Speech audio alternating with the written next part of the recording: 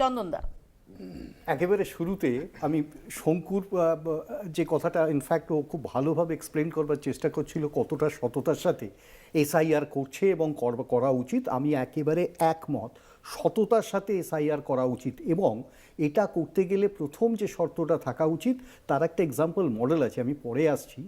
সেটা হলো সময়।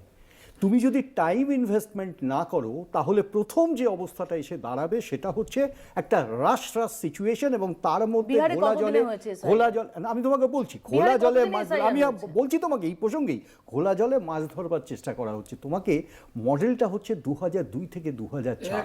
আমরা জানি দুটো বছর ধরে যে এসআইআর মডেল রিসার্জেন্স হয়েছে তার পরবর্তী সময় 22 বছরে ঘটনা ঘটেনি। বিহারে তো আমাদের প্রতিবাদী ছিল এত অল্প সময় এটা করা হচ্ছে কেন? আমি তো বলছি তো আমাদের এই প্রতিবাদটাই ছিল, কারণ আমরা এখনো বিশ্বাস করি। আমি খুব সিম্পল জানতে চাইছি, বিহারে খুব কম সময়ের মধ্যে এসআইআর হয়েছে? ডেফিনেটলি। তাতে বড়সড় ডিসক্রিপেন্সি আছে? ডিসক্রিপেন্সি বড়সড় কি বারবার থমকে দাঁড়িয়েছে মনে হচ্ছে।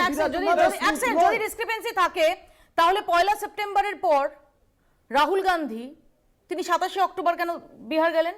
কেন সেখানে গিয়ে আন্দোলন, কেন তিনি সেখানে নির্বাচন কমিশন ঘেরাও করালেন না? কবে গেলেন কেন এই কারণটা না কোথায় আপনাদের নেতৃত্বের তরফ থেকে, ঠিক আছে ভুলে যান, আমি রাহুল গান্ধীকে আপনি ডেফিনেটলি প্রোটেক্ট করবেন সেটা ধরে নিয়ে আমি বলছি যে কংগ্রেসের তরফ থেকে যদি ওখানে একজন বৈধ ভোটারের নামও বাদ যায়, তাকে নিয়ে কোথায় আন্দোলন করেছে কংগ্রেস? দেখো আমি একটা পরিষ্কার কথা যেটা বলতে পারি, মানে একটা আন্দোলন আমাকে দেখাবেন যে এর নাম বাদ গেছে, এই সময় আন্দোলনের প্রসঙ্গটা আসবে কোথা থেকে, এবং আন্দোলনের প্রসঙ্গটা আমি আবারও তোমাকে এই কথাটা বলছি, ওখানে বিএলওদের থ্রেটটা কে করেছে?